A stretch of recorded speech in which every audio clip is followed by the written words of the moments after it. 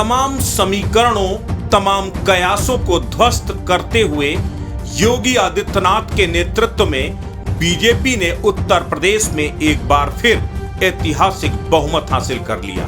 हर कोई इस जीत को लेकर हैरान है। हर कोई सोचने को मजबूर है कि आखिर यह उलटफेर हो कैसे गया।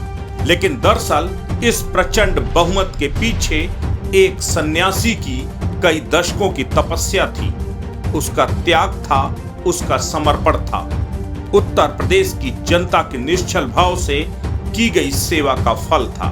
अगर यकीन न हो तो कुछ तस्वीर देखिए। उत्तराखंड के पौड़ी के कुठार गांव की रहने वाली इस महिला की जरा ये तस्वीर देखिए।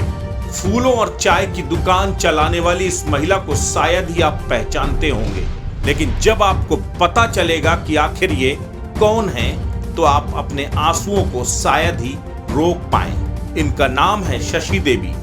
ये उत्तर प्रदेश के मुख्यमंत्री योगी आदित्यनाथ की बड़ी बहन है। जी हाँ, अगर आपको यकीन नहीं हो रहा तो आप एक बार फिर सुनिए। ये योगी आदित्यनाथ की बड़ी बहन है, उन योगी आदित्यनाथ की जो देश के सबसे बड़े सूबे उत्तर प्रदेश के दोबारा मुख्यमंत्री बनने जा रहे हैं।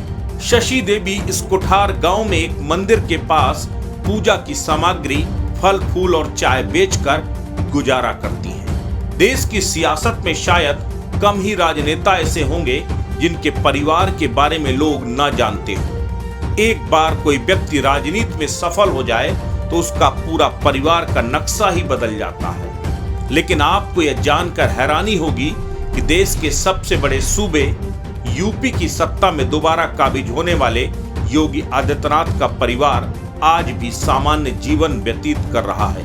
और आपको यह भी जानकर हैरानी होगी कि पूरे 5 साल योगी आदित्यनाथ अपने परिवार के किसी सदस्य से मिले ही नहीं। इतना ही नहीं, अपने पिता जिनकी 2 साल पहले दिल्ली के एम्स में मौत हुई थी, उनकी अंत्येष्टि तक में शामिल नहीं हुए थे। कई सालों से मां तक से न मुलाकात हुई और न बात हुई। एक इंटरव्यू में जब योगी आदित्यनाथ को उनकी बहन की तस्वीर दिखाई गई तब वह बहन को देखकर रोने लगे। लेकिन उन्होंने जो कुछ कहा वो दिल को छू जाने वाला था।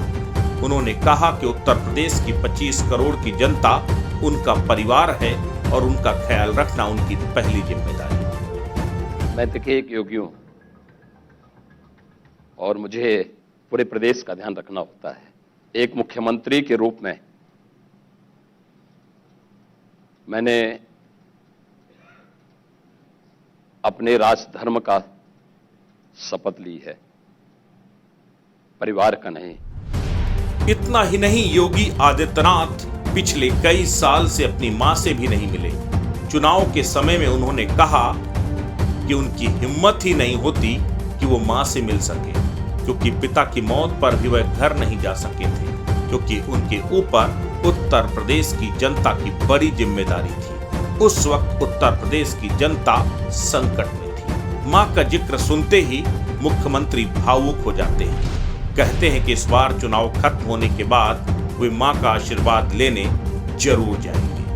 25 करोड़ लोगों को ही मैंने परिवार माना है। उनके सुख में सुखी होना, उनके दुख में दुखी होना। मां से कभी बात करते हैं अपनी आप? नहीं, मेरी बातचीत नहीं हुई, लेकिन मैं इलेक्शन के बाद जाने का एक बार प्रयास करूंगा। कभी अभी पूरे इलेक्शन में बात नहीं हुई? उससे पहले बात हुई? इलेक्शन नहीं, मैं मेरे पिताजी का 2 साल पहले देहांत हुआ था, दुखद निधन हुआ था। मैं जा नहीं पाया था और मैं तब से भय के मारे भी और संकोच के मारे भी बात नहीं कर पाया। इन तस्वीरों को देखकर, इन कहानियों को सुनने के बाद आपको समझ में आ गया होगा कि क्यों तमाम समीकरणों, तमाम कयासों को ध्वस्त करते हुए ऐतिहासिक बहुमत के बाद क्यों योगी आदित्यनाथ की सत्ता में वापसी हुई है, जिसके लिए उसके प्रदेश की जनता, उसके दुख दर्द ही परिवार के दर्द से बड़े हों।